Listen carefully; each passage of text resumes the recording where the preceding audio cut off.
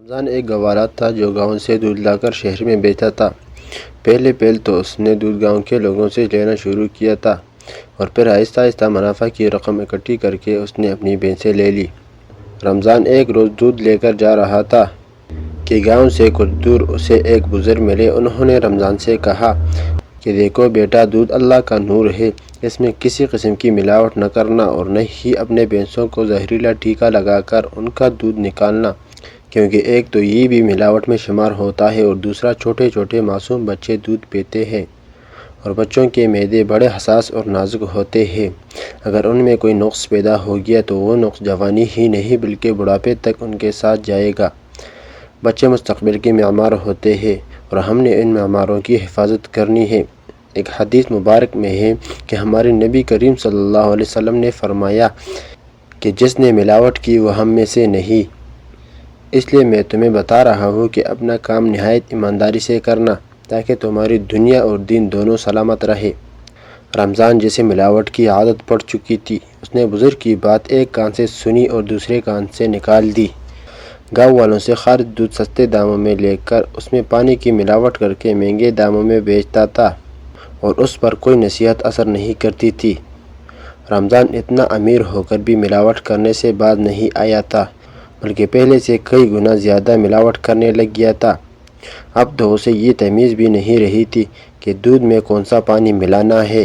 اگر کہیں نل کا نظر آتا تو اس میں سے پانی ڈال لیتا اور اگر کوئی نہر نظر آتی تو نہر میں سے دودھ میں پانی ملا لیتا۔ شہر میں جس سیٹ کے گھر میں دودھ دیتا تھا، ایک دن اس کا بیٹا بیمار ہو گیا۔ سیٹ اپنے بیٹے کو لے کر ڈاکٹر کے پاس گیا۔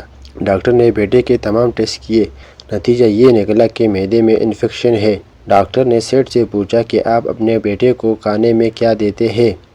سیٹ نے بتایا کہ ڈاکٹر صاحب یہ زیادہ تر دودھ ہی پیتا ہے، باقی کبھی کسی وقت تھوڑی بہت دوسری خوراک لے لے تو لے لے ورنہ نہیں۔ ڈاکٹر صاحب نے سیٹ سے پوچھا کہ بچے کو کون سا دودھ پلاتے ہیں؟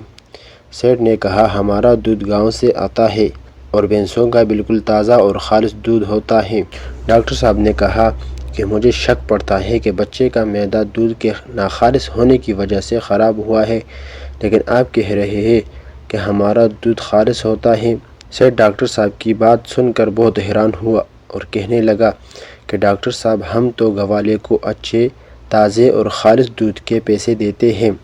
ڈاکٹر صاحب نے کہا کہ اچھا آپ ایسا کریں کہ مجھے دودھ چیک کروائیں، میں دودھ کے ٹیسٹ لے کر کوئی حتمی فیصلہ کر سکوں گا۔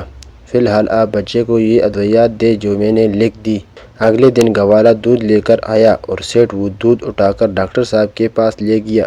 ڈاکٹر صاحب نے دودھ ٹیسٹ کیا تو وہ جراثیموں سے بھرا ہوا اور زہریلا نکلا۔ ڈاکٹر صاحب نے دودھ ٹیسٹ کی مکمل رپورٹ لکھ دی اور دودھ کو انسانوں کے لیے مضر صحت قرار دیا۔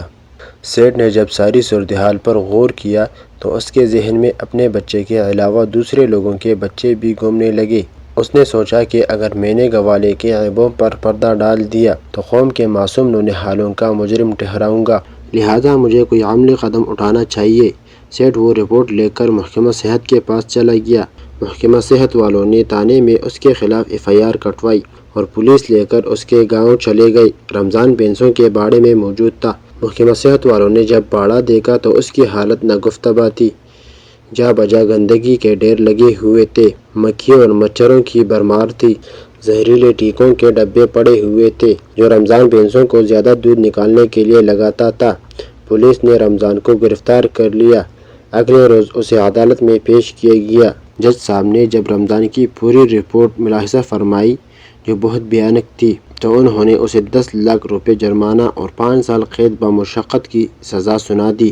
رمضان کی ساری بھینسیں بیچ کر بھی جرمانے کی رقم پوری نہ ہو سکی، مجبوراً اس کے گھر والوں کو قرض لینا پڑا۔ ملاوٹ کے جرم میں رمضان دوبارہ کوڑی کوڑی کا محتاج ہو گیا۔